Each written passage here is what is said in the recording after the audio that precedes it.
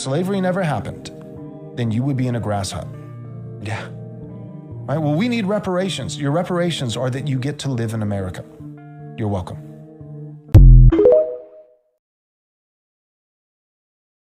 Black people are lucky to be Americans.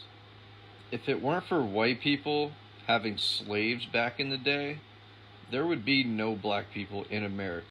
And white people should be lucky that the Spaniards gave you boats so you can escape the treacherous brutality of King James. You know, he was burning white people at the stake for being pagans. You should also thank, most importantly, the indigenous people of North America for teaching you how to live off the land, because you could have died your first winter. In my humblest opinion, the indigenous people should have just put arrows in every last one of you. But that's just me. However, it will not take away from white people being thankful that the indigenous people taught you how to live off the land to survive your first winter. With that being said, this concludes the lecture, and everyone enjoy your wonderful Friday.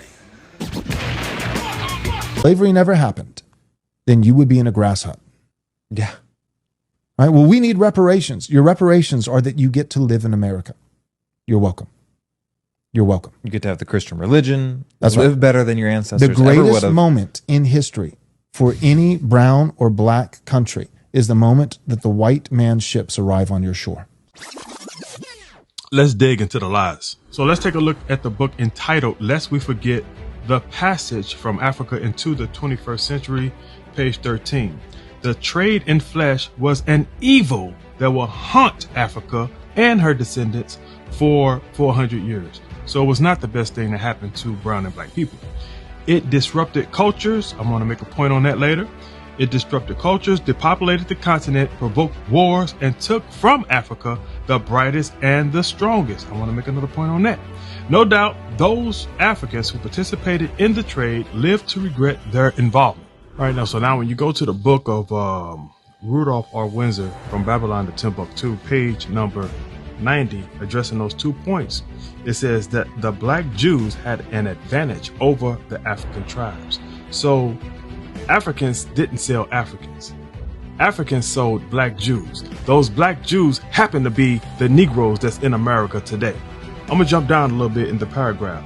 It says that in the Jewish Guyanan states were found kings, princes, governors, generals, secretaries, treasurers, revenue agents, architects, engineers, doctors, I'm gonna jump down a little bit, mathematicians, jewelers, carpenters, painters of art, goldsmith, I'm gonna jump down, sattlers, blacksmith, architecturalists, etc. So they disrupted cultures by stripping our true identity of who we are from us as a people.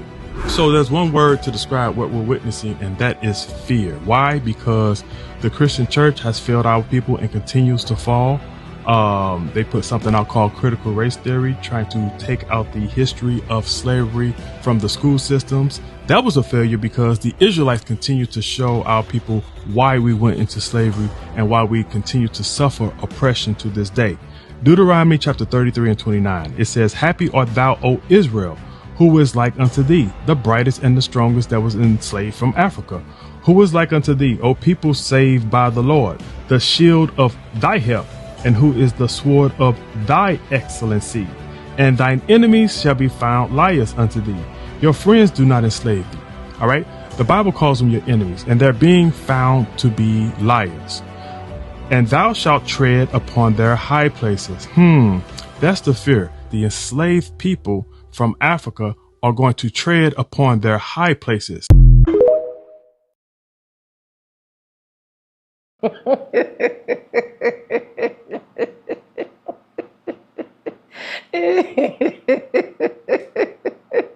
Coming from someone that is so obsessed with Black Americans, coming from someone that is so obsessed with Black culture, coming from someone that is so obsessed with every single thing that concerns Black, coming from someone that is so obsessed and wish that he had the melanin popping skin.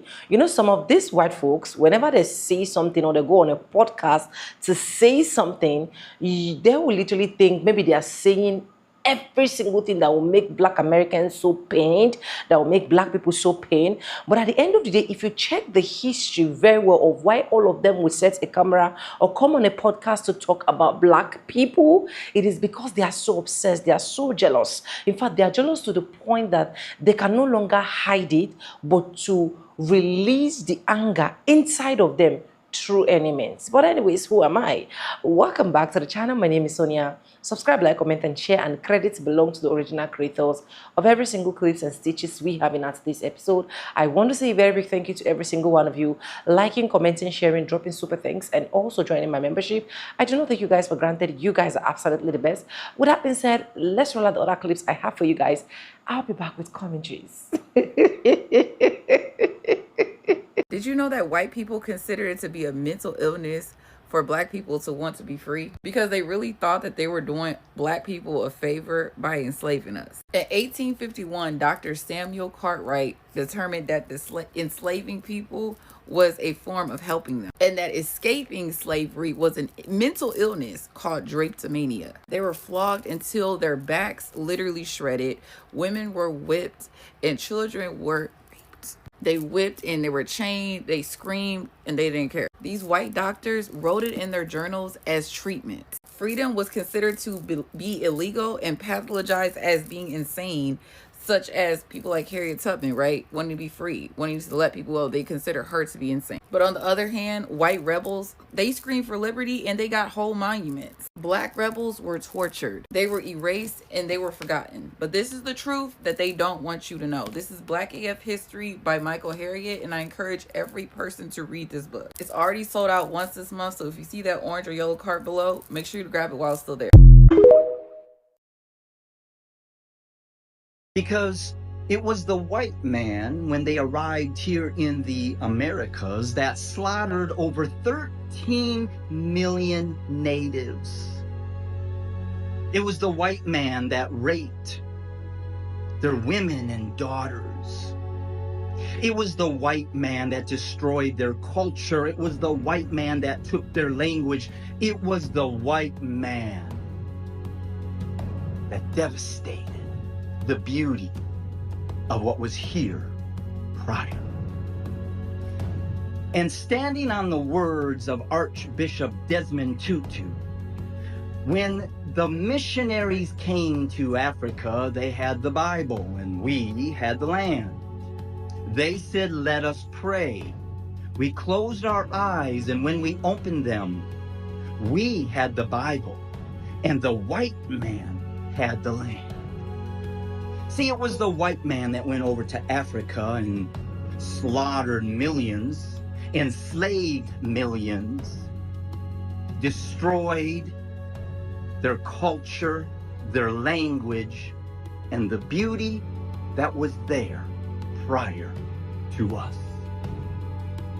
Because see, I recall it was the white man who enslaved our Black brothers and sisters once they took them from Africa here to the Americas. And for over 400 years, it's been the white man that has continued to enslave our Black brothers and sisters. In fact, when they were prospering like Black Wall Street, it was the invasion of the white man that destroyed that city. It was the invasion of the white man onto the island of Puerto Rico that devastated the people that lived there. It was the white man that stepped foot into the islands and the nations of Haiti that once again devastated and left it to die. Because the reality is this: everywhere the white man has invaded, everywhere the white man has placed his foot, he has left it destroyed. White Christian nationalism is a cancer in the United States. Racism itself is a vile, putrid, disgusting disease that is antithetical to the belief of any reputable faith at all. Joel Webben is somebody I've talked about many, many times. The clip I'm getting ready to play may be the most vile that I've ever shared of Joel Webben and his dipshit little sidekick, in which he says, one, he does like a racist imitation of a black person saying that I'm a king, just gross. but he's telling black people who are upset about the condition of our country and their continued treatment after, 250 years and hundreds of years prior to that, when it wasn't the United States technically, but it was just a European colony, that you should be thankful that you're here. You should be happy that you're here. You should be offering thanks that you're here. He says, if slavery never happened, you should be thankful, because if it never happened, you'd be in a grass hut right now. He says that the greatest moment in the history of any brown or black country is the moment that white man's ships landed on your shores. This is a man of God, a self-proclaimed pastor, a preacher, a teacher, a communicator of the philosophies of Jesus the Christ, telling black people to shut up and be thankful for what you have. Watch this, I hope in horror, and then we'll talk about the nonsense, racist, white supremacy of these ideas on the other side. Why do white evangelicals struggle with the idea of race? Why do they struggle with That's those Europeans that colonized and brought Christianity to the world? Why are you constantly apologizing for that and struggling with white guilt? Like, race is a real thing. It's not just a social construct. It's in DNA. Right, because even the blood, and bone conservative marrow. guys, when they pushed back against, BLM and we was kings, and all this kind of like black people are great and the only things that's ever been bad about them is because they're victims and have been oppressed and blah, blah, blah, blah, blah. And so when BLM and wokeness and all that stuff was going on, there were conservatives who pushed back. They were a little cowardly and a little late, but eventually they pushed back. But even the ones who pushed back, they pushed back to say, black people aren't that great, but neither are white people, and you're doing identity politics, by, saying that, I'm black and these are my people, but no one should be doing it. Like the way that it was pushed back against, instead of saying, because what should have been said, and I'll probably get clipped for this, but what should have been said is, hey, cut it out. You need to grow up. Stop throwing a fit. You're throwing a tantrum. Stop being a little boy. You're whining and crying about something that's ultimately your fault. Yeah. Stop blaming it on other people. It's your fault. Because here's the deal. It's like, well, with slavery, the richest black people on God's green earth are African Americans. If slavery never happened, then you would be in a grass hut. Yeah. All right. Well, we need reparations. Your reparations are that you get to live in America. You're welcome. You're welcome. You get to have the Christian religion. That's live right. better than your ancestors. The greatest moment in history for any brown or black country is the moment that the white man's ships arrive on your shore. If slavery never happened, then you'd be in a grass hut. Your reparations are that you get to live in America. You're welcome. You're welcome. The greatest moment in history for any black or brown person, says Joel Webbin, is the moment that white man's ships arrived on your shore. Let me tell you about what black people suffered through after those white men's ships arrived on their shores. They got hundreds of years of enslavement, oppression, abuse, torture, murder, rape. Not only did black former slaves get nothing after emancipation, President Andrew Johnson, a white Southerner, he made certain that white enslavers were made whole. Reparations, but not for former slaves, reparations for rich white slave owners. After the Civil War, blacks were kept poor, systematically poor, and with almost zero ability to grow wealth. Thousands of black prisoners were leased by southern states to former white enslavers in what were called convict leases, where blacks, again, worked for free while white men made themselves rich again from their labor and upon their broken backs.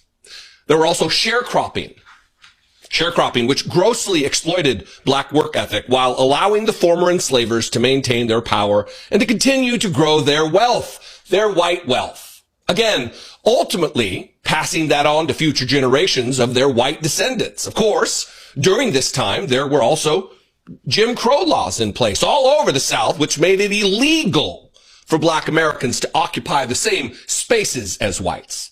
Hospitals and bathrooms, private buildings, elevators, phone booths, restaurants, water fountains, everything that was white, which was everything, was off limits for black Americans. Black Americans.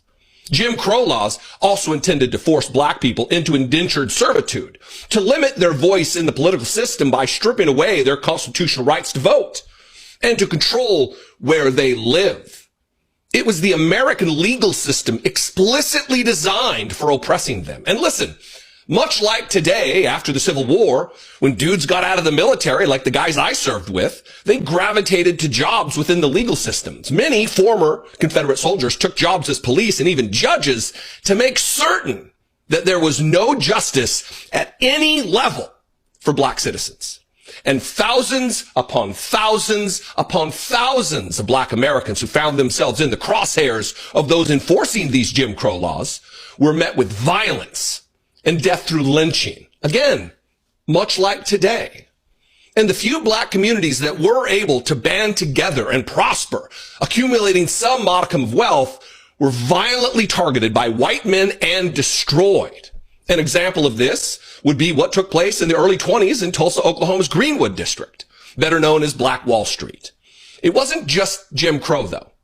Blacks returning from valiant combat service in World War II were once again betrayed by the United States when they didn't get full access to their GI Bill benefits.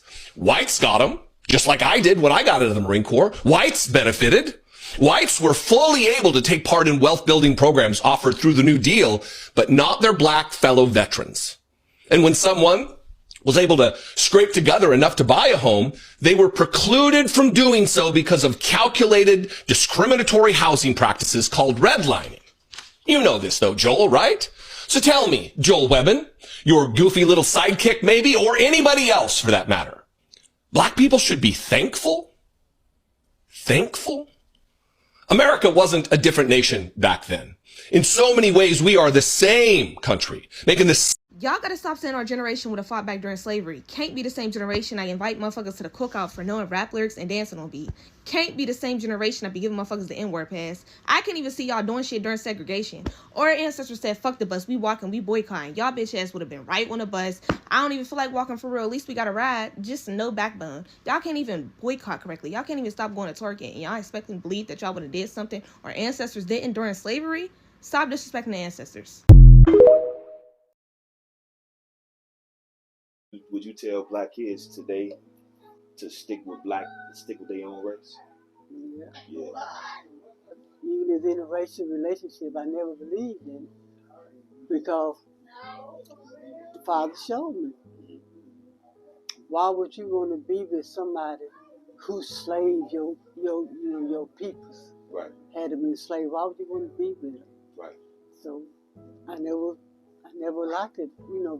I never agreed with this interracial relationship with people. They can't tell you, only like me and you, right. Either you and your wife, right. Y'all can console because y'all know what's going on or what has happened. Right. You understand each other. But a different race ain't gonna understand the pain and stuff you went through where you suffered with their people. Right. They don't know. If you tell them something, they might feel bad, but they can't feel it in the heart of what you went through, right? Or what our foreparents went through, right? Like the police, how they beat them and shoot them down for no reason. You see, they don't have to experience that because they don't do that to their kids, to their race, to their own people, yeah. It's like even when you talk about it, a lot of them try to act like it don't exist, like it's not real, like we just making it up. And they say we racist because we bringing it back to past. They didn't do it to me. We weren't enslaving. Right. We still enslaved. We just don't know it. Yeah. Exactly. We don't know nothing. Yep. We can't go certain places. If you go to the store, they follow you around and accuse you, stealing this, and then they call the police. Well, you used to argue with the police. They ain't gonna listen to you. Nope. They're gonna take you on to jail, beat you up, shoot you. He got a gun. Yeah. So when people read in the Bible that when Christ come back, he gonna put us in charge, how does that make you feel? Good. I wish I would be able to see some of the people who gets how he destroy them, how how they gonna get punished. Right.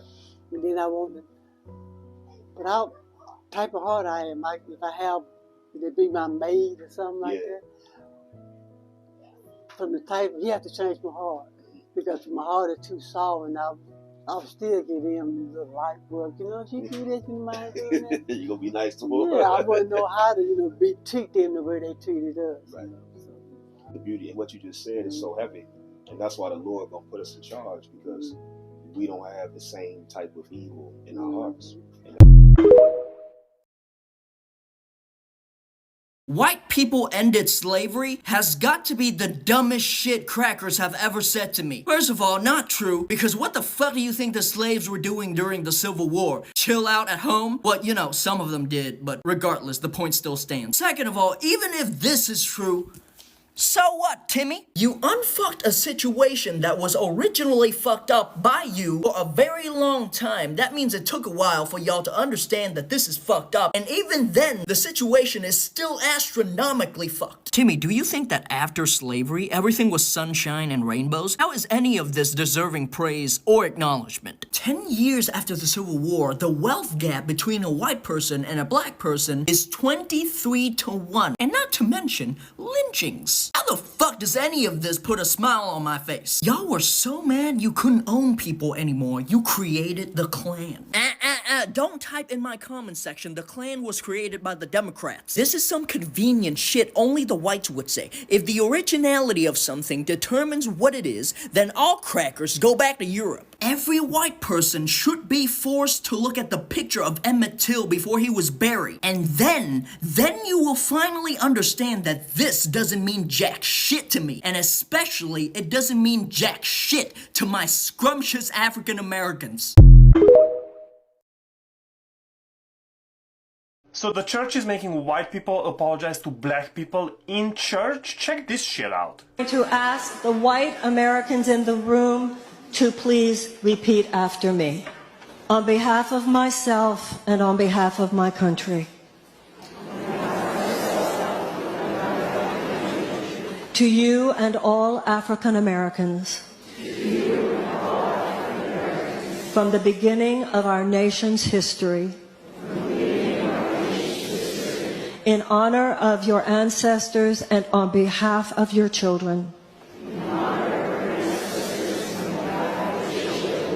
Please hear this from my heart. I apologize. Please forgive us. With this prayer, I acknowledge the depth of the evils that have been perpetrated against black people in America. On behalf of myself, nobody in that room owned slaves at any point in history. Not one person in that room, in that church, in that chapel, whatever it is, owned slaves. However, they are being made, I'm assuming they are being made, I don't know, peer pressure maybe, to apologize on behalf of behalf of themselves to the black people in the room. This is the kind of divisive bullshit that is coming from the left. I want to make sure, if the roles would be reversed in any other country, everybody would lose their mind. And I'm saying every other country, because in case you didn't know, in case you lived under a rock, black people own slaves too. The slaves that built this country, the United States, guess where they came from? They came from Africa. Guess how they were bought? Yeah, other black people sold them. However, it's the United States of America. We don't really teach real history because Democrats have been in charge of the education system for decades. And as a result, we have pathetic, weak human beings like that. And no man in the room was like, you know what, this is wrong. We cannot go with that. This is what happens when you are pussifying real men. You end up with this, with men that are not going to stand up for what's right. With men that are not going to stand up for what's good. Why? Because their masculinity has been taken away from them, or they were told that their masculinity is toxic. Anyways, guys, welcome back and thank you so much for watching to this point. And honestly, there is nothing you can literally tell me that if this is not jealousy. You know, the funniest part is, you see that man that I wrote out in my first clip? He is literally a pastor. In fact, I'm not surprised about him because this man has literally been in the position to condemn every single thing relating to black people. These pastors had literally took to his podcast to said, if a black people want to come to his church, he is going to allow them come to his church. But if a black person wants to actually perform or practice what is called black culture in his church, that he will literally not allow that. This is coming from a man that is supposed to lead people to Christ. This is coming from a man that is supposed to be preaching the gospel. This is coming from a man that is literally supposed to be educating other of his white folks how to live a righteous life. So this man has literally left the path of God to taking black people issues very serious. That is why this man can have the guts, the audacity, the effrontery, the temerity to come on a podcast to say black people should be grateful for slavery, that if not for slavery, black people would have been living in huts. I don't know what is running through his mind. Maybe he think those of us that are blacks and stay in other African countries, maybe he thinks we live in huts or all of this mud house, that those white people have literally tagged us, especially as African. Man, I might even be living comfortably more than you. That is just the honest truth. But anyways, that is by the corner. And I just pity people that are literally going to his church because I wonder what he will literally be feeding them. I already find out that anything that will make black people succeed, anything that will make black people progress, anything that will make black people to be glorified, a lot of white folks will literally not be comfortable with that. So it is not coming as a shock, but I'm reacting to this video so that I'm going to put out a lot of awareness out there, okay? Anyways, let's talk about the second person that said something about slavery, that opened his dirty mouth to say that black people should be grateful for slavery, and if not for slavery, they wouldn't have been in America. I don't know what is making some of these white folks think that it was just slavery that moved black people down to America. There were black people already in America, building America. There were black people already in America, making America strong. There were black people already in America, wasting and doing well, building roads, inventing a lot of things, even before colonization started.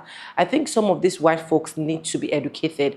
But you know the good part I love about this video is the fact that even the black man that reacted to it did not give him any chance. Like, he gave him the fafo that he literally deserved.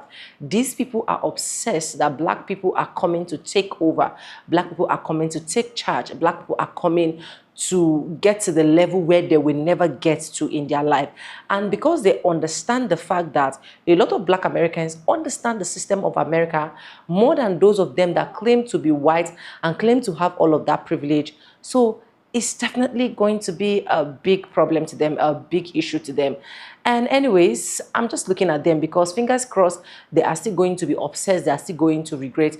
And that is why when I see some white people do videos like we black people are obsessed, we white people are obsessed, we white people are envious, honestly, I don't even doubt them at all, because let it make sense to me. If this is not obsession, what is this then all about? But anyways, let me know what you think in the comment section, and credits belong to the original creators of every single clips and stitches we have in at this episode. I want to say a very big thank you to every single one of you liking, commenting, sharing, dropping super thanks, and also joining my membership. I do not take you guys for granted. You guys are absolutely the best. And guys, if you haven't subscribed, please do it, subscribe, like this video, drop me your comments, and lastly, do not forget to share. And thank you so much. And yes, with that being said, with no further ado, I do like I always say in my videos, I'm going to be Simba, and I'll see you guys in my next one. So let me know your honest opinion in the comment section. I'll really love to hear from you. Bye for now, guys. I love you guys. Mwah.